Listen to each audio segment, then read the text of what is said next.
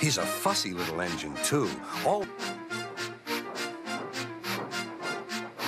And when trains come in, he pulls the empty coaches away so that the big engines can go and rest. Thomas thinks no engine works as hard as he does. They were all bigger than Edward and boasted about it. The driver won't choose you again, said Gordon. He wants strong engines like us.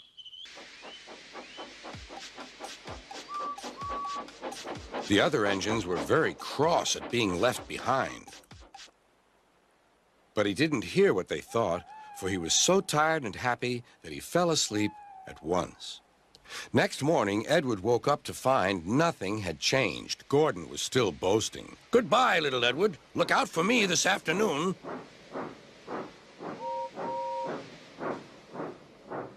He liked shunting. It was fun playing with freight cars. He would come up quietly and give them a push.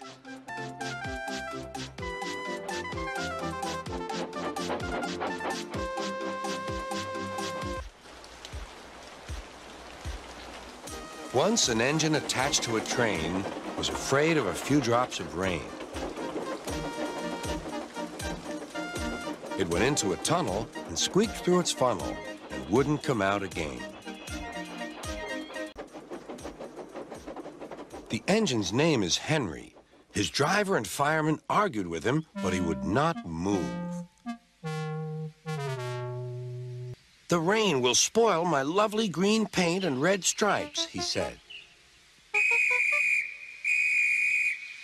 The conductor blew his whistle till he had no more breath and waved his flag till his arms ached, but Henry still stayed in the tunnel and blew steam at him. "I'm not going to spoil my lovely green paint and red stripes for you." "We will pull you out," said Sir Topham Hatt. But Henry only blew steam at him. Everyone pulled except Sir Topham Hatt, because, he said, "my doctor has forbidden me to pull." But still Henry stayed in the tunnel. Everyone argued with Henry. "Look, it has stopped raining," they said. "Yes, but it will begin again soon," said Henry. "And what would become of my green paint with red stripes then?" But still, Henry stayed in the tunnel. Eventually, even Sir Topham Hatt gave up. They took up the old rails and built a wall in front of Henry so that other engines wouldn't bump into him.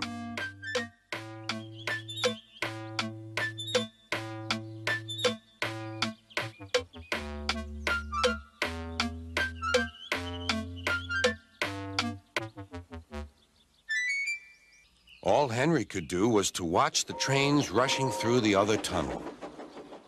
He was very sad because he thought no one would ever see his lovely green paint with red stripes again. Edward would say, "Beep, beep, hello." Poor Henry had no steam to answer. His fire had gone out. Soot and dirt from the tunnel had spoiled his lovely green paint and red stripes anyway. How long do you think Henry will stay in the tunnel before he overcomes his fear of the rain and decides to journey out again?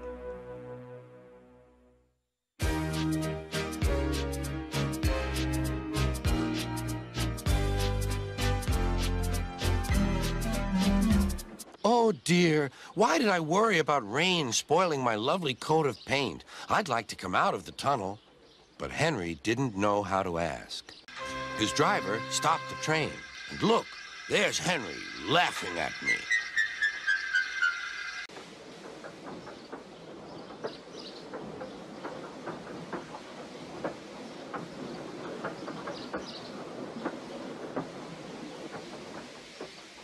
"Will you help pull this train, Henry?" "Oh, yes," said Henry.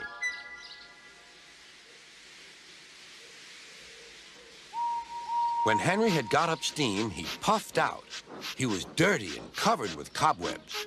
"Oh, I'm stiff, he groaned. When Henry came back, he felt much better. Then they coupled him up. Beep, beep, beep, said Henry. So am I. Pull hard, we'll do it. Pull hard, we'll do it. They puffed together. We've done it together, we've done it together, said Edward and Henry. You've done it, hooray! You've done it, hooray! Sang the coaches. Everyone was excited, but the train was going so fast that his hat blew off into a field where a goat ate it for tea.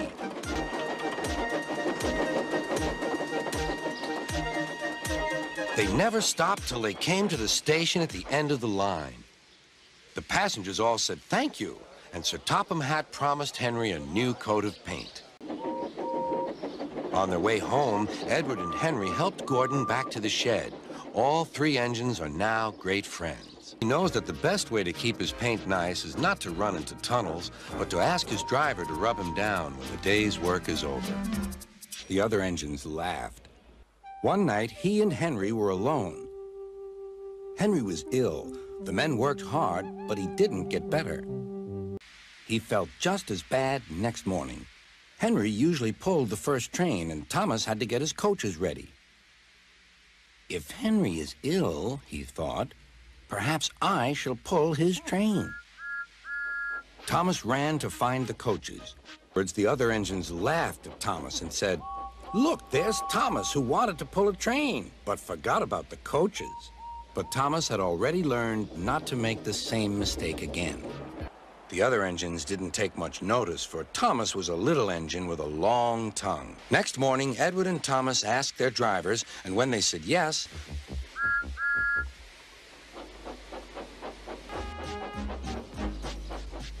he is never lonely. Edward and Henry stop quite often and tell him the news. Beginning to think well of him, whenever a chance came, the other engines would talk of nothing but bootlaces. "Remember when they had to use a bootlace to get you out of trouble, James?" they would tease. James tried to get back by talking about Henry, who got shut up in a tunnel, and Gordon, who got stuck on a hill, but they wouldn't listen. "You talk too much, little James," said Gordon. "A fine, strong engine like me has something to talk about." But Gordon was so proud he had forgotten. James went to get Gordon's coaches. At last, Henry came.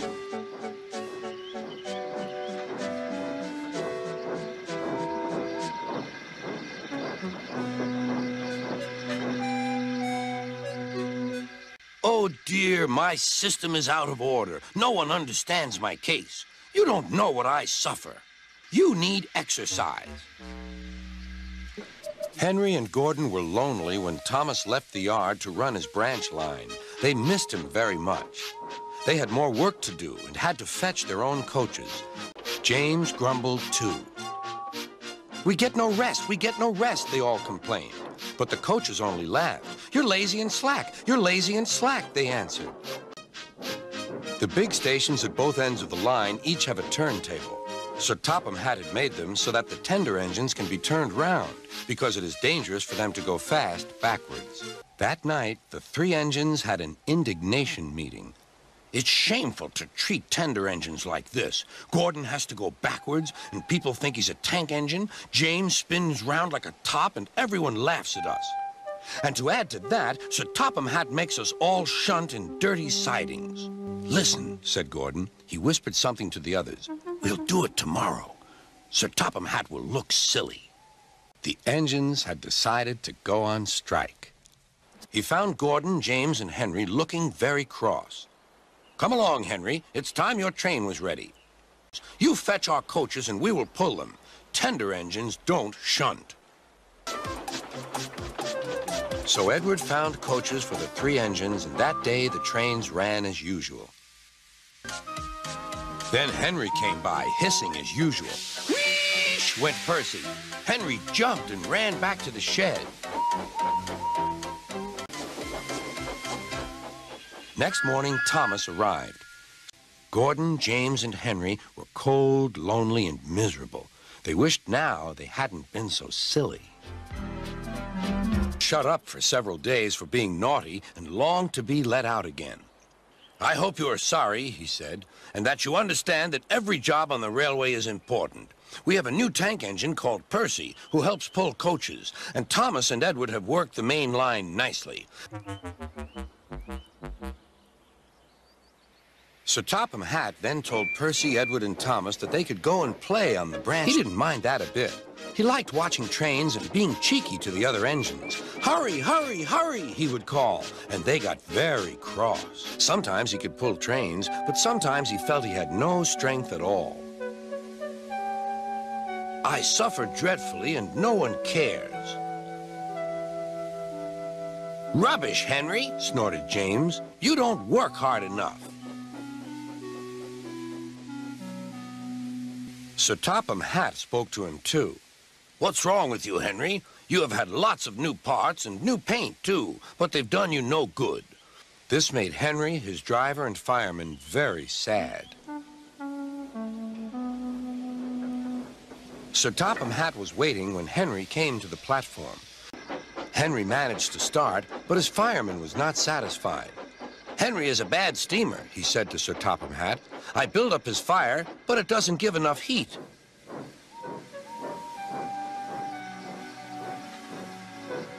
Henry tried very hard, but it was no good. He didn't have enough steam and came to a stop outside Edward's station. Oh, dear, thought Henry. I shall have to go away. Oh, dear, oh, dear. All he could do was to go slowly onto a siding, and Edward took charge of the train. Sir Topham Hatt and the fireman went on discussing Henry's troubles. What do you think is wrong, fireman? Asked Sir Topham Hatt. Excuse me, sir, he answered, but the fact is the coal is wrong. We've had a poor lot lately, and today it's worse. The other engines can manage. They have big fireboxes. Henry's is small and can't make the heat. With Welsh coal, he'd be a different engine.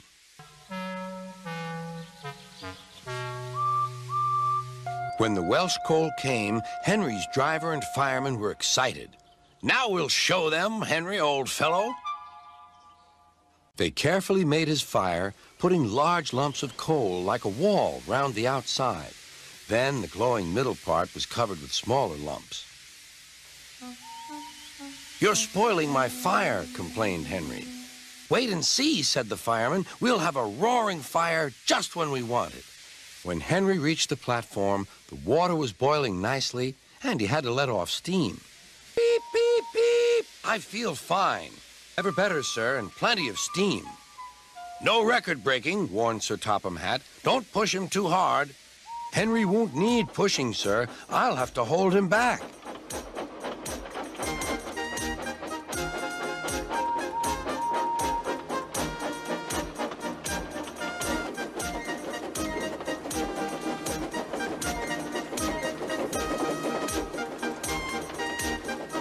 Henry had a lovely day. He had never felt so well in his life. He wanted to go fast, but his driver wouldn't let him. Steady, old fellow, he would say. There's plenty of time. They arrived early at the station. Thomas puffed in. Where have you been, lazy bones? Asked Henry. Oh, I can't wait for dawdling tank engines like you. Goodbye.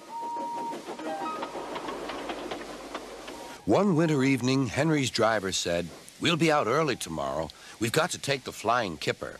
Don't tell Gordon, but I think if we pull the kipper nicely, Sir Topham Hatt will let us pull the express. The special coal they gave you is working well. Hooray, cried Henry. That will be lovely.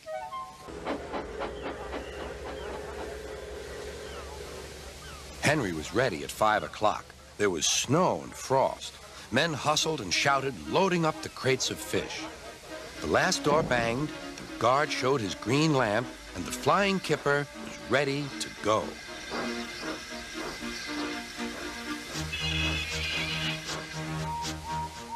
Come on, don't be silly, puffed Henry to the freight cars. The cars shuddered and groaned. Trickety-trock, all right. That's better, puffed Henry.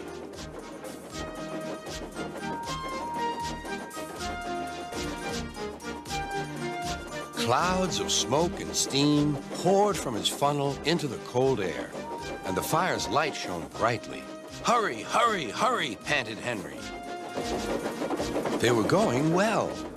The light grew better, Signal lights shone green as they passed.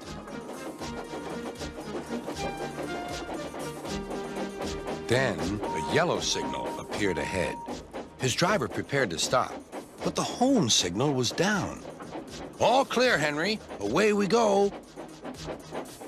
They couldn't know the switches from the main line to a siding were frozen, and the home signal should have been set at danger, but snow had forced it down.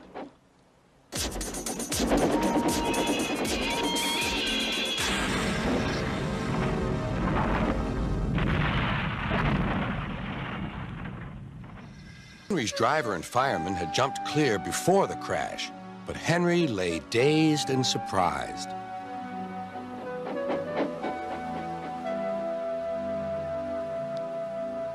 Sir Topham Hatt came to see him. "The signal was down, sir," said Henry. "I'm sending you to Crewe, a fine place for sick engines. They'll give you a new shape and a larger firebox. You'll feel a different engine. Won't that be nice?" "Yes, sir," said Henry, doubtfully.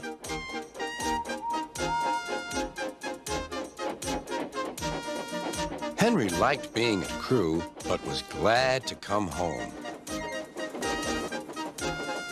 A crowd of people waited to see him arrive in his new shape. He looked so splendid and strong that they gave him 3 cheers. "Beep, beep," he whistled. "Thank you very much." They often see him pulling the express. He does it so well that Gordon is jealous. But that's another story. Poor Henry didn't feel happy anymore. "Goodbye, Henry," called Gordon. "We're glad to have you with us again, but remember what I said." Later, Henry stopped at Edward's station. "I was pleased to hear your happy whistle yesterday." "Thank you, Edward," smiled Henry. "Shh! Can you hear something?" He didn't look at Henry, and he didn't look at Edward. He screamed straight through the station and disappeared. "It isn't wrong," chuckled Henry, "but we just don't do it." And he told Edward what Gordon had said. "It isn't wrong," murmured Henry to no one in particular, "but we just don't do it." No one mentioned whistles. "I feel so well, I feel so well," he sang. "Trickety-trock, trickety-trock," hummed his coaches. Then he saw some boys on a bridge. "Beep, beep, hello," he whistled. "Oh," he called. The boys didn't wave and take his number. They thought it fun to drop stones on him instead. "No," said the driver, "leave it to Henry and me." "What will you do?" they asked. "Can you keep a secret?" "Yes, yes." "Well then," said the driver, "Henry is going to sneeze at those boys."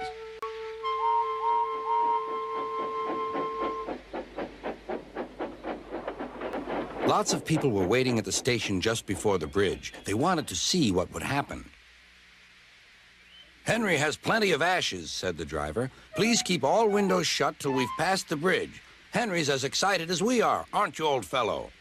Henry felt more stuffed up than excited. Soon they could see the boys, and they all had stones. "Are you ready, Henry?" said the driver. "Sneeze hard when I tell you." "Now," he said. Achoo!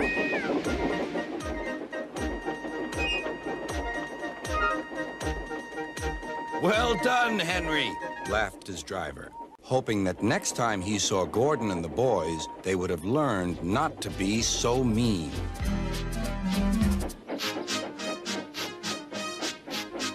"Beep, beep, beep, beep. Hello, lazy bones," whistled Henry. "That Henry is too big for his wheels. Fancy speaking to me like that. Me, who has never had an accident." Then it was Henry's turn to take the express. Gordon watched him getting ready. "Be careful, Henry. You're not pulling the flying kipper now. Mind you keep on the rails today."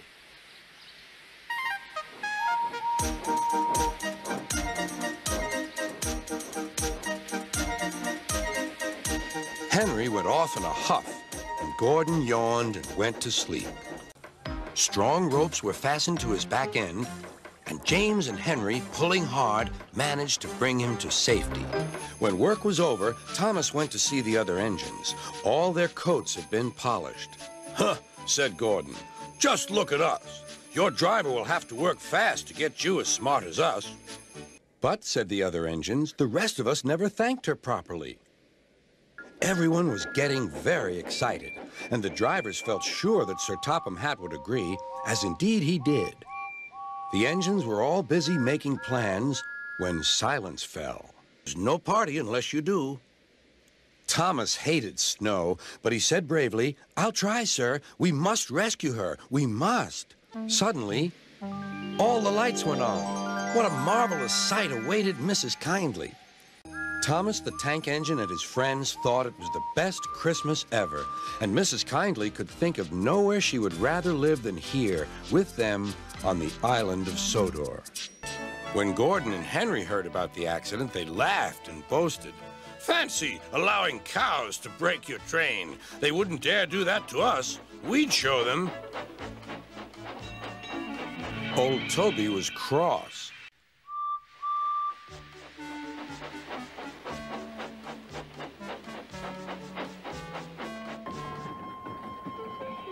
What's this? A cow? I'll soon settle her. Be off! Be off! Henry backed away nervously. I don't want to hurt her. At the next station, Henry's conductor told them about the cow and warned the signalman that the line was blocked.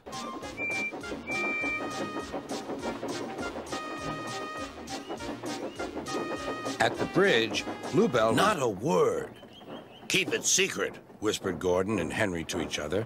They felt rather silly, but the story soon spread. Afraid? Rubbish, said Gordon. We didn't want the poor thing to hurt herself by running up against us. You see what I mean, my dear Edward? James was laughing. We're coming, called Edward. He loves playing jokes, but they can get him into trouble. James, Gordon, and Henry watched Duck quietly doing his work. He seems a simple sort of engine. Quack, quack, quack, quack, wheesh! Smoke billowed everywhere. Wheesh! Duck and Percy calmly sat on the switches outside the shed, refusing to let the engines in. James and Henry were furious. Percy and Duck, I am pleased with your work today, but not with your behavior tonight. Duck is quite right. This is my railway, and I give the orders. After Percy went away, Duck was left to manage alone. He did so easily. Well, I'll be a ding-dong-dang, said the driver, as he saw Henry slowly approaching. But Thomas's brakes were not on. He tried to whistle a warning, but he couldn't do that either. The conductor, driver, fireman, and passengers were all stranded on the platform. One day, Henry wanted to rest, but Percy was talking to some engines. He was telling them about the time he had braved bad weather to help Thomas. What are you engines doing here? Hissed Henry. This shed is for Sir Topham Hatt's engines. Go away. Silly things, Henry snorted. They are silly, and so are you. Water's nothing to an engine with determination. Anyway, said cheeky Percy, I'm not afraid of water. I like it. He ran off to the harbor singing. Once an engine attached to a train was afraid of a few drops of rain. No one ever lets me forget the time I wouldn't come out of the tunnel in case the rain spoiled my paint, huffed Henry. Next day, he was sent to the works on Henry's freight train.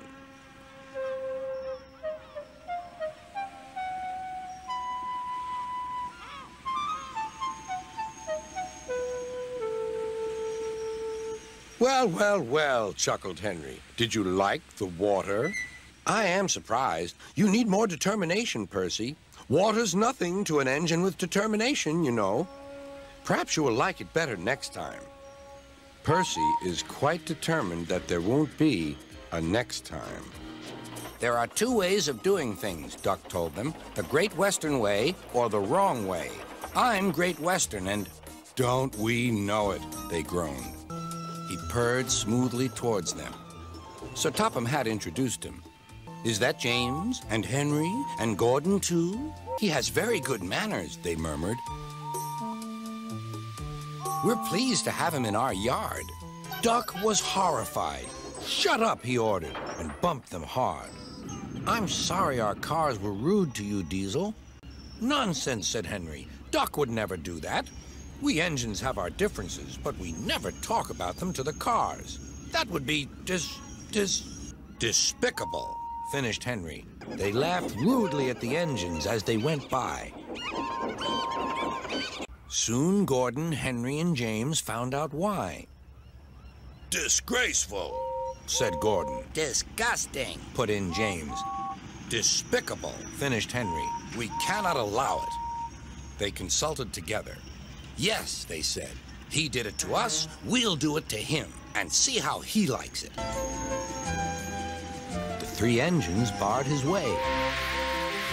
So are we, hissed the engines. We are tired of you. We like Diesel. We don't like you. You tell tales about us to the cars. You do. I don't. You do. I'm old Square Wheels, fumed Henry. He made cars laugh at us, accused the engines. Sir Topham Hatt recovered. Diesel lurked up. Duck trundled sadly away, while Diesel smirked with triumph.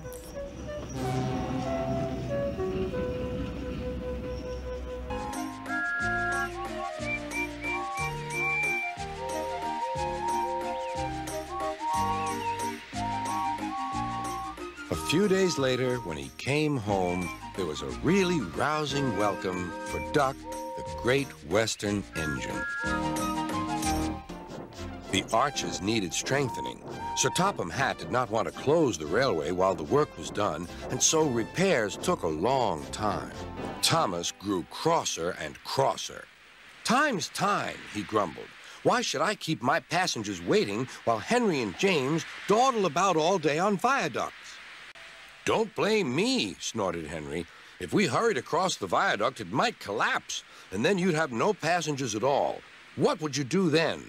Run my train on time, for one thing, retorted Thomas. He hurried away before Henry could answer. Anyone would think, said Douglas, that Donald had had his accident on purpose. Surely, James, it wasn't you. You didn't say. James didn't say. He slouched sulkily away. Presently, they came to a drift which was larger than most. They charged it and were... Don't worry yourself, Henry. Wait a while. We'll have you out.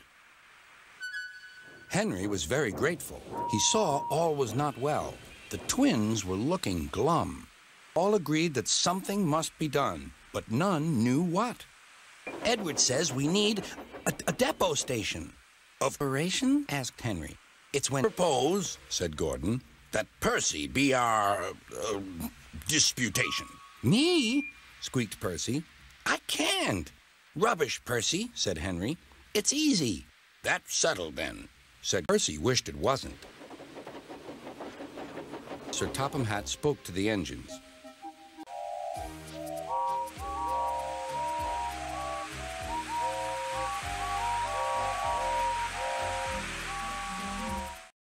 It was their last afternoon, and Edward was preparing to take them to meet Bill and Ben.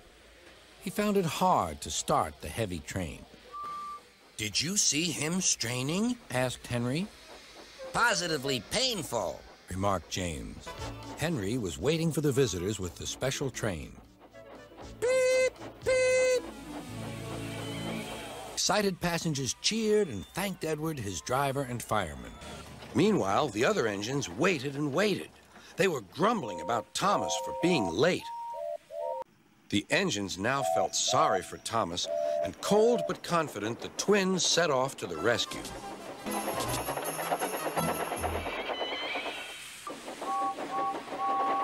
At the big station, all was soon ready. 1, 2, 3! Suddenly, like magic, the station was flooded with lights. Ladies and gentlemen and children, I give you 3 cheers for Thomas the Tank Engine and all his friends. Once an engine attached to a train was afraid of a few drops of rain.